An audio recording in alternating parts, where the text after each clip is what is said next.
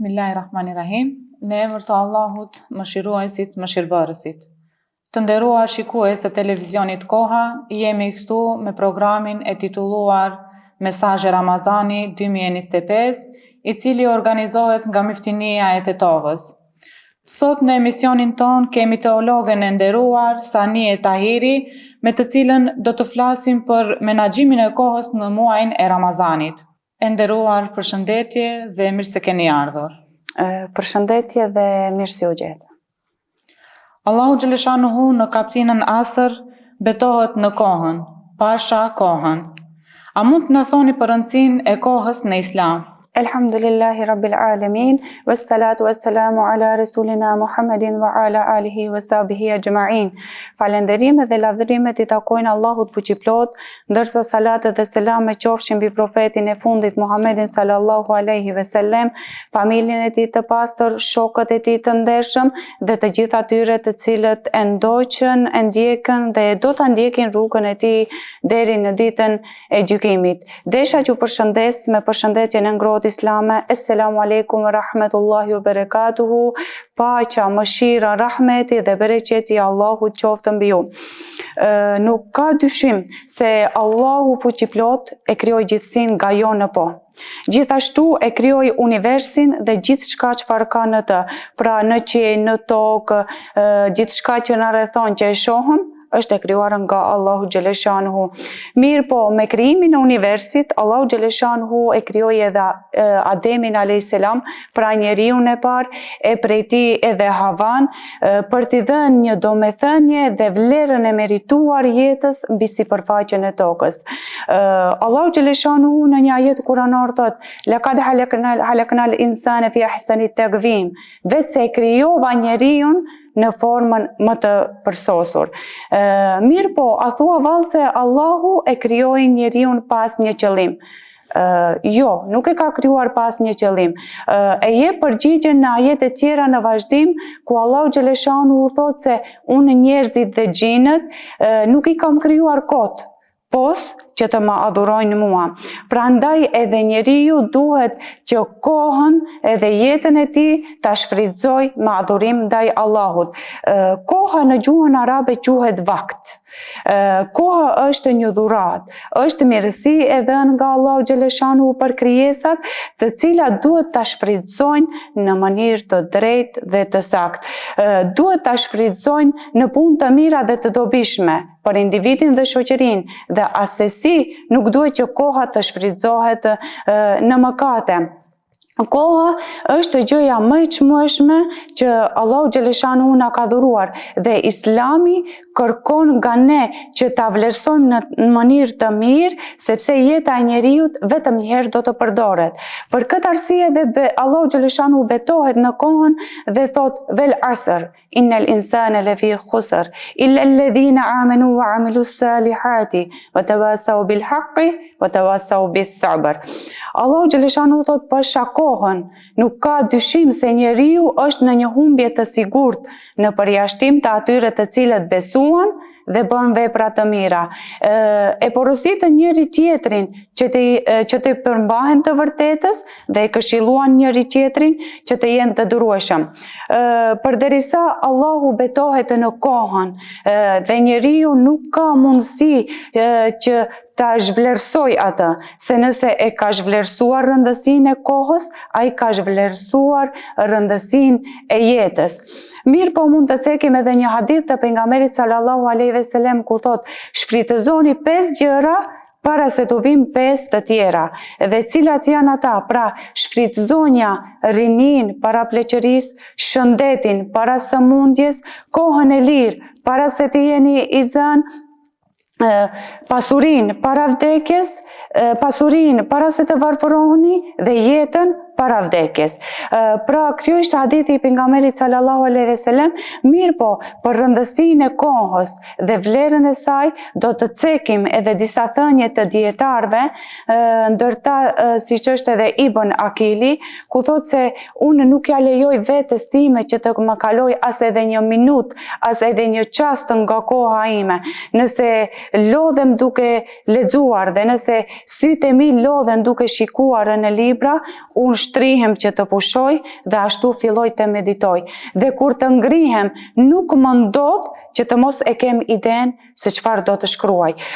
Pastaj mund të cekim edhe dietar të tjerë, siç është Amar ibn Kajsi, kur njëherë dikush e kishte thirrur një njeri dhe i kishte thënë, a do të vish që të bisedojmë, pra të harxojmë nga koha. Ai kishte thënë, unë do të vi me ti, mirë po ti njëherë ndaloje diellin që të mos lëviz, pra ndaloje kohën që të mos ecë, se unë nuk kam kohë për të humbur. Ose Hasan el Basriu, ku thotë se unë kam takuar njerëz të cilët i kanë kushtuar më shumë rëndësi kohës të tyre se sa ju i kushtoni rëndësi pra parave të juaja. Këtu shihet ajo rëndësia të cilët e kohës, ku e shprehin dietarët nëpërmjet thënieve të ndryshme. Mirë po për rëndësinë e kohës mund ta njohim rëndësinë e saj edhe tek popujt e tjerë, ku ata e shprehin nëpërmjet proverbave të ndryshme. Pra tek anglezët ata e shprehin se thonë se koha është lek, ose tek shqiptarët ku koha është flori, pastaj tek arabët ku thonë se koha është si shpata, po nuk e preve atë, të pret ajo ti. Dhe në fund ne mund të themi se koha është dhurat, sprov edhe mëkat.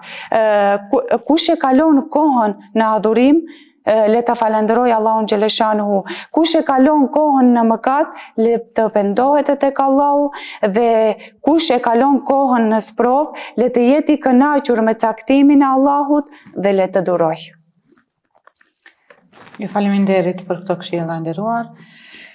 Po si mund ta menaxhojmë ne kohën gjatë këtij muaji të Ramazanit? Jemi në muajin e shanceve të arta, në muajin e faljes së mëkateve, në muajin e shumë fishimit të shpërblimit për vepra të mira. Megjithatë, ky muaj është vetëm 30 ditë dhe së bashku me të kalojnë edhe shanset dhe mundësitë që na i ofron ai. Andaj sot do të mundohemi që të ofrojmë mënyrat e menaxhimit të suksesshëm të kohës në mënyrë që fundi i këtij muaji të mos na zë pa na u falur mëkatet. Mirë po, më parë desha që ta përkujtoj se çfarë nënkuptojmë me mos shfrytëzimin e kohës në Ramazan. Pejgamberi sallallahu alaihi wasallam ka thënë se i nënçmuar ose i humbur është ai njeri i cili e përjeton Ramazanin, por ka kaluar pa ju falur mëkatet. Andaj mos ja lejo vetes tënde që të jesh prej atyre ku besimtarët e devotshëm i gëzohen përcjelljes me suksese të Ramazanit, ndërsa ti e përjeton dështimin për shkak të humbjes së kohës në punë të pavlera. E tham edhe më herët se Islami ka kushtuar rëndësi të veçantë të kohës, ku koha është vetë jeta dhe me kalimin e kohës kalon edhe jeta. Allahu xhaleshanu u betonte në kohën dhe thotë se njeriu nuk ka dyshim se është në humbje të sigurt, në përjashtim të atyre të cilët besuan dhe bën vepra të mira. E porositë njëri tjetrin t'i përmbahen të vërtetës dhe e këshilluan njëri tjetrin që të jenë të durueshëm. Kur thamë se Allah betohet në kohën dhe nga ky ajet kuptojmë se Allahu xhaleshanu për shfrytëzimin e kohës dhe nxitimin në vepra të mira, thotë se është diçka e kërkuar nga muslimani. Mirë po, a thua vallë se ne si të fitojmë nga kjo kohë, si ta shfrytëzojmë këtë kohë. Gjëja e parë të cilën duhet të ta bësh është që ta largosh ose ta çrënjosësh një bestitny nga koka jote, pra siç është koha e lirë. Muslimani nuk ka kohë të lirë, sidomos në Ramazan. Ramazani nuk është muaj i çlodhjes, Ramazani nuk është muaj i pushimit, gjithashtu edhe nuk është edhe muaj i gjumit, ku shumica nga ne ditët i kalojnë në gjumë dhe netët i kalojnë nëpër kafene. Gjithashtu nuk është as edhe sezoni i serialeve. Shumë nga njerëz e kalojnë mbrëmjen duke shikuar në televizor, duke e kaluar me seriale dhe harrojnë që të shkojnë në për teravi ose harrojnë që të falin në namaz, pra e kalojnë kohën në për diçka të pavlerë dhe të padobishme. Ramazani është muaj i adhurimit, Ramazani është muaj i ibadetit, Ramazani është muaj i përkushtimit më të madh ndaj fesë dhe aspektit shpirtëror. Prandaj Allahu e krijoi njeriun prej trupit edhe prej shpirtit. Po ashtu siç ka nevojë që ta ushqejmë trupin ton, po ashtu ka nevojë edhe shpirti që të ushqehet. Pra të ushqejmë me ibadet, me adhurim dhe me gjëra me vlerë të cilat i kërkon Allahu. Punët e përditshme mos të marrin kohën. Me këtë fjali më shumë i drejtohem motrës muslimane. Pra mos e kalo shumicën e kohës tënde në kuzhinë. Pra një pjesë e madhe e kohës tënde mos të kaloj në kuzhinë. Nëse e ke patjetër, ti mundohu që gjatë përgatitjes së ushqimit ti ta kalosh kohën tënde me istikfar.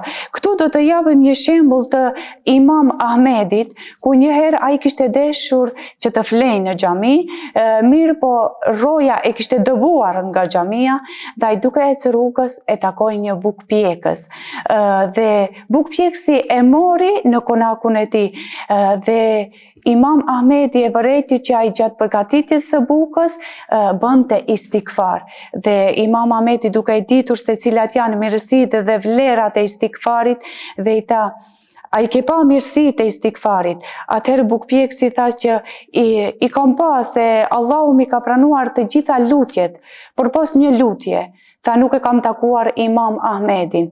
Imam Ahmedi qeshi dhe tha që unë jam ai. Pra, paramendoni se ç'mrekulli mund të përjetosh nëse ti kohën tënde e kalon në istikfar, në adhurim dhe në ibadet ndaj Allahut. Ti mund të përpilosh edhe një orar. Nëse deri tani ti nuk e ke bë këtë, është koha tani. Për shembull, mund ta bësh se sa mund të fal namaz, sa mund të lexoj Kur'an, sa mund të jap lëmosh. Prandaj ti përpiloje këtë orar dhe mund ta menaxhosh kohën tënde në mënyrën më të mirë për veten. Mos e privo veten tënde nga mëshira e madhe e Allahut, sepse pejgamberi sallallahu alaihi wasallam në një hadith thotë: "Ju ka ardhur muaji i Ramazanit, muaji i begat, në të cilën është bërë obligim agjërimi, dhe në këtë muaj hapen dyert e qiellit dhe mbyllen dyert e xhehenemit dhe shejtanët lidhen me pranga." Gjëja tjetër të cilën ti mund ta bësh në këtë muaj është të pendohesh tek Allahu, sepse Allahu xhaleshanuhu në një ajet të Kuranore ku thotë: "Pendohuni te Allahu me një pendim të sinqert." Këtu fjala e sinqert e kemi për atë se ti nëse e ke kryer mëkatin, edhe njëherë nuk do ta veprosh atë mëkat. Pra do të pendohesh me një sinqeritet të madh tek Allahu. Ose në esencë fjala tauba do të thotë kthim. Pra ti kthehesh Zotit, të largohesh, të ikësh nga veprat e këqija dhe të kthehesh në vepra të mira. Mirë po mos e humb asnjëherë shpresën tek Allahu për të penduar, sepse mëshira e Allahut është shumë e madhe në krahasim me gabimet apo me mëkatet e tua. Allahu xhaleshanu në ajetin tjetër thotë kështu: "O robërit e mi, të cilët e keni ngarkuar veten tuaj me shumë mëkate, mos e humbni shpresën tek Allahu dhe pendohuni tek Allahu, sepse ai është shumë falës dhe është mëshirues." Pastaj gjëja tjetër se ti si mund ta kalosh kohën gjatë Ramazanit, mund të lexosh Kur'an. Lexo Kur'an sa më shumë. Sepse Allahu xhaleshanu në një ajet kuranor thot: "Ne e zbritëm Kur'anin dhe ne do ta ruajmë. Dhe pejgamberi sallallahu alejhi ve sellem thotë, lexoni Kur'anin, sa ai do të bëj shifat, pra do të ndërmjetësoj për ju në ditën e gjykimit ata të cilët e kanë lexuar. Mund të japësh edhe sa më shumë lëmosh, pra kështu që ti mund të ta kalosh kohën tënde në punë dhe vepra të mira. Dhe asesi kohën dhe shfrytëzimin e saj nuk duhet ta anashkalosh, mirë po duhet ta marrësh si diçka serioze, para mendo si kur vitin e ardhshëm ti mund që të mos jesh fare. Andaj për në fund do të ceki një thënie të Hasan el Basriut ku thotë se jeta e njeriut është vetëm 3 ditë, dje, sot edhe nesër. Dje kaloi, sot je duke jetuar dhe nesër nuk e di se a do të jesh gjallë. Andaj ti shfrytëzoje kohën dhe jetoje jetën për ditën e sotme, sepse nesër mund të jetë shumë vonë. Inshallah. Po cili do ishte mesazhi juaj për shikuesit për në fund?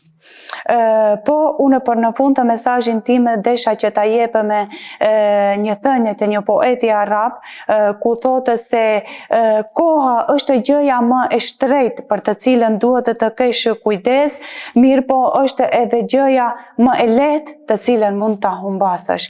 Andaj Zoti na mundsoft që këtë kohë të cilën na ka mbetur ta kalojmë me adhurime ndaj Allahut dhe fundin dhe frymën e fundit ta japim si musliman. Gjithashtu Allahu na mundsoft që të kuptojmë mirësinë e kohës për të cilën na ka dhënë, të cilën e jetojmë botën tonë të mbrëmshme dhe të jashtme, për të bërë kështu një jetë larg shpenzimeve të tepërta. Dhe lutja jonë e fundit është që Allahu xhaleshanuhu ta begatoj kohën tonë me punë dhe vepra të mira, që do të sjellin lumturi, bereqet dhe harmoni si në shpirtat tonë, po ashtu edhe në familjet tona. Amin. Dashur Allahu xhaleshanuhu ta shfrytëzojmë këtë kohë maksimum. Ju faleminderit për këshillat dhe shpjegimet e dhëna nga ju, si dhe juve shikues të nderuar për kohën dhe vëmendjen tuaj. Lutim Allahun xhaleshanuhu të na e pranojë agjërimin dhe duat tona. Deri në takimin ton të radhës, u selamu alejkum.